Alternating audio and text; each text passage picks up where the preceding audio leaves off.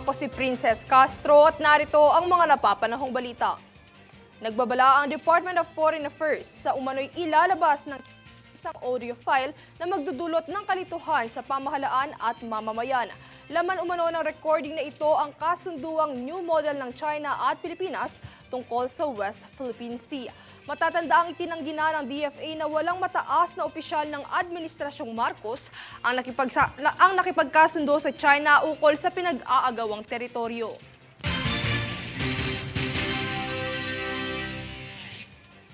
Sa iba pang kaganapan, nasorpresa ang ilang mga motorista sa isinagawang clearing operations ng MMDA-SOGSF nitong Huwebes sa mga lansangan sa lungsod ng Makati at Pasay. Narito ang kaganapan.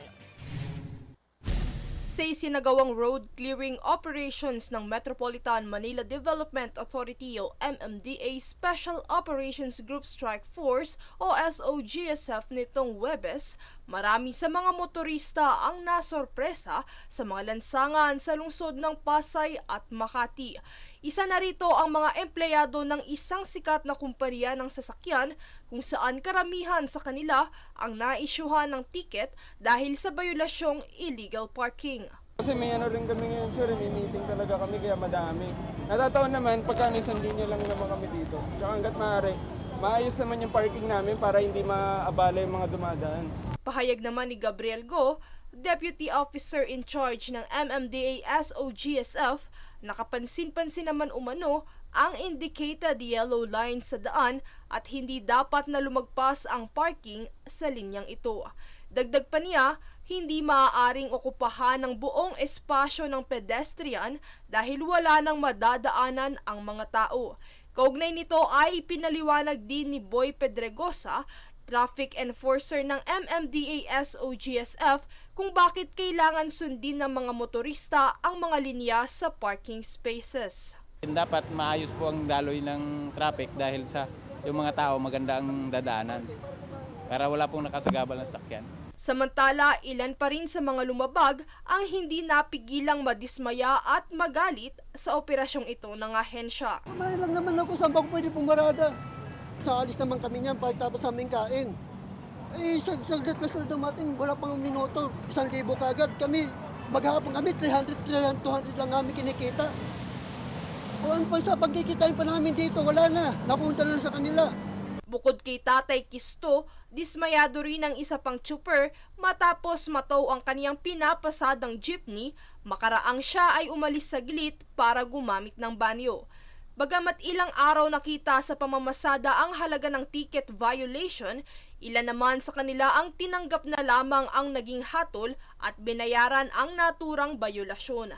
Samantala, isa rin sa mga hindi nakaligtas sa operasyon ng grupo, ang motoristang bibili lang sana ng pares, ngunit na flag down dahil sa hindi pagsusuot ng helmet. Ayon kay Go, ito ay regular na operasyon ng ahensya alinsunod sa layuning mapaigting ang kaayusan sa mga lansangan at maalis ang mga sagabal sa daanan ng mga tao at mga sasakyan. Sa kabuuan, nasa 9 na po ang mga natiketang motorista mula sa naging operasyon ng umaga at hapon habang 29 naman dito ang mga natow na sasakyan. Princess Castro, nag-uulat para sa One Media Network.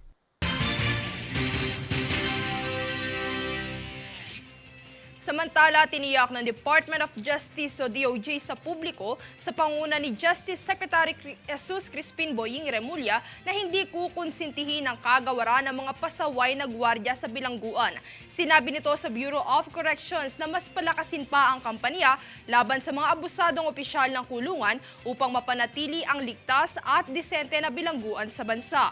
Ang sinumang opisyal sa National Penitentiary na mapapatunayang nagkasala sa pag-abuso sa kanilang otoridad ay agarang sasailalim sa investigasyon at susuriin ang mga posibleng parusang ipapataw sa kanila. Dagdag pa rito, sinabi rin ni Remulla na sa search operations na isasagawa ng mga tauhan ng bilangguan, dapat ay nakaangkla ito sa Bucor Operating Manual kung saan kalakip din ito ang mga kaukulang epekto o kaparusahan laban sa mga napatunayang nagdadala ng mga iligal na kontrabando. .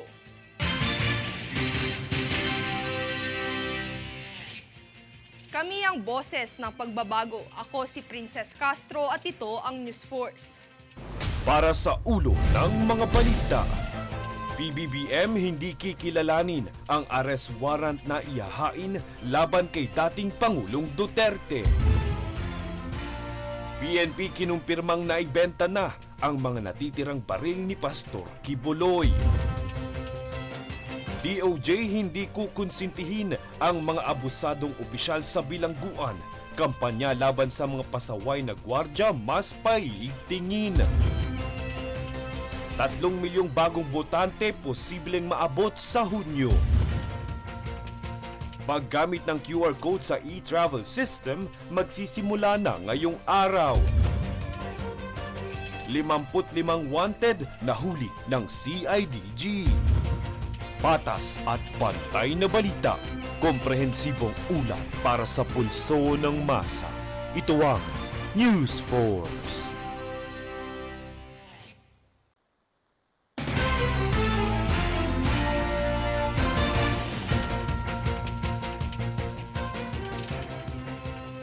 Ako si Princess Castro at narito ang mga napapanahong balita.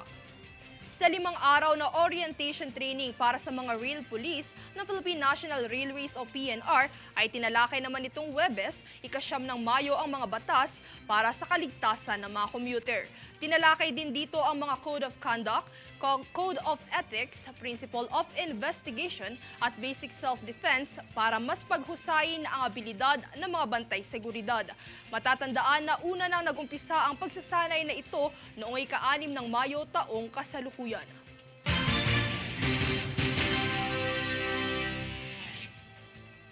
Sa iba pang balita, kinumpirma ng Philippine National Police na naibenta na ni Kingdom of Jesus Christ leader and founder Apollo Kibuloy ang natitira nitong 14 na baril. Para sa detalye narito si Francis Riodique.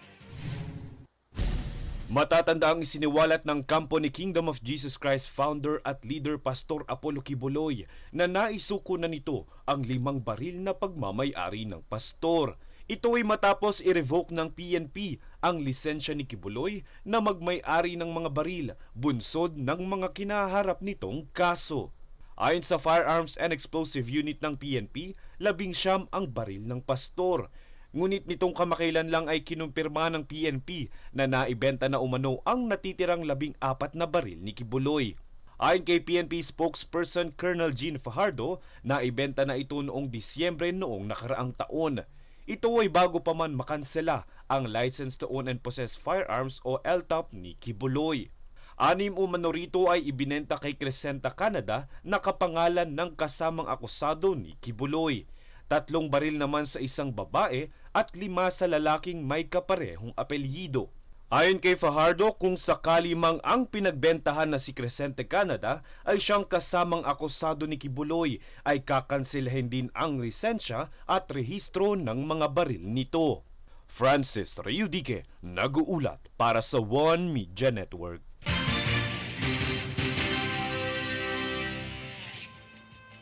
Simula ngayong araw, ipatutupad na ng Bureau of Customs o BOC at Department of Information and Communications Technology o DICT ang paggamit ng QR code sa e-travel system sa lahat ng international airports sa bansa.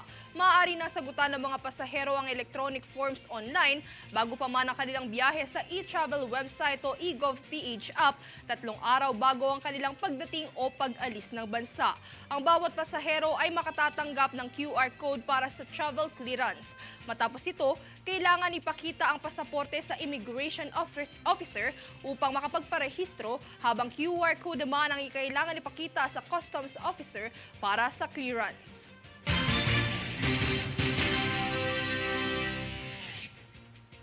Kami ang boses ng pagbabago. Ako si Princess Castro at ito ang News Force. Para sa ulo ng mga balita, PBBM hindi kikilalanin ang arrest warrant na ihahain laban kay dating Pangulong Duterte. PNP kinumpirmang naibenta na ang mga natitirang baril ni Pastor Kibuloy. DOJ hindi kukonsintihin ang mga abusadong opisyal sa bilangguan. Kampanya laban sa mga pasaway na gwardya mas paiigtingin. 3 milyong bagong botante posibleng maabot sa Hunyo. Paggamit ng QR code sa e-travel system, magsisimula na ngayong araw. 55 wanted na huli ng CIDG.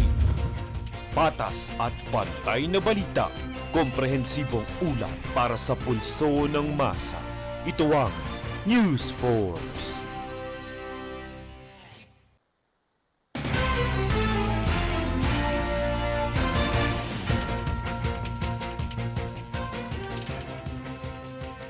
Ako si Princess Castro at narito ang mga napapanahong balita. Mula noong 3 hanggang 5 ng Mayo ay nakiisa sa 3 araw na Reserve Force Joint Training Exercise na tinatawag na Hiniusang Pagbansay 2024 ang Naval Forces Eastern Mindanao sa Kalilangan, Bukidnon. Ang mga reservists mula sa Philippine Navy, Philippine Army at Philippine Air Force ay lumahok sa nasabing joint activity na tumutuon sa weapons familiarization, call-on mobilization, integration at ang pre-deployment phase. Ang nasabing aktibidad na inorganisa ng Office of the Deputy Chief of Staff for Reservists and Retiree Affairs, J9 at Armed Forces of the Philippines ay naglalayong pahusayin ang mga kakayahan sa digmaan at humanitarian and disaster resilience ng Reserve Forces ng Eastern Mindanao.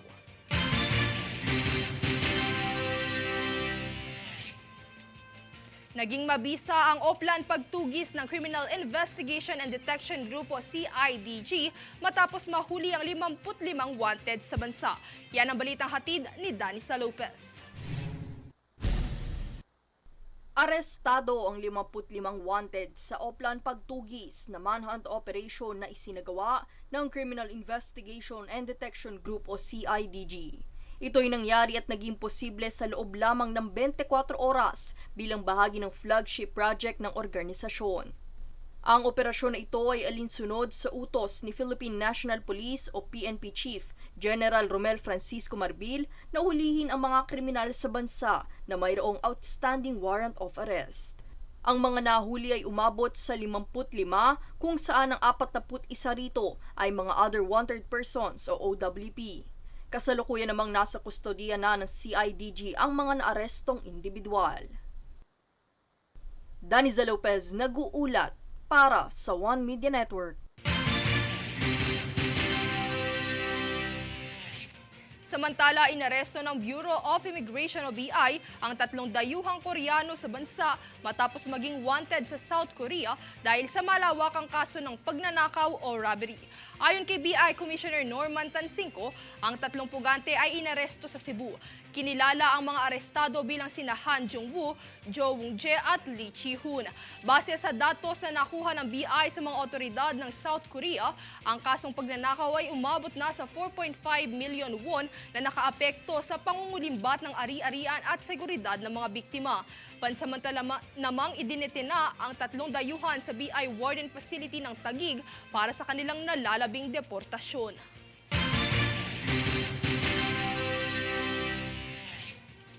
Kami ang boses ng pagbabago. Ako si Princess Castro at ito ang News Force. Para sa ulo ng mga balita, PBBM hindi kikilalanin ang arrest warrant na ihahain laban kay dating Pangulong Duterte. PNP kinumpirmang naibenta na ang mga natitirang baril ni Pastor Kibuloy. DOJ hindi kukonsintihin ang mga abusadong opisyal sa bilangguan. Kampanya laban sa mga pasaway na gwardya mas paiigtingin. 3 milyong bagong botante posibleng maabot sa Hunyo. Paggamit ng QR code sa e-travel system, magsisimula na ngayong araw. 55 wanted na huli ng CIDG. Patas at pantay na balita, komprehensibong ulat para sa pulso ng masa. Ito ang News Force.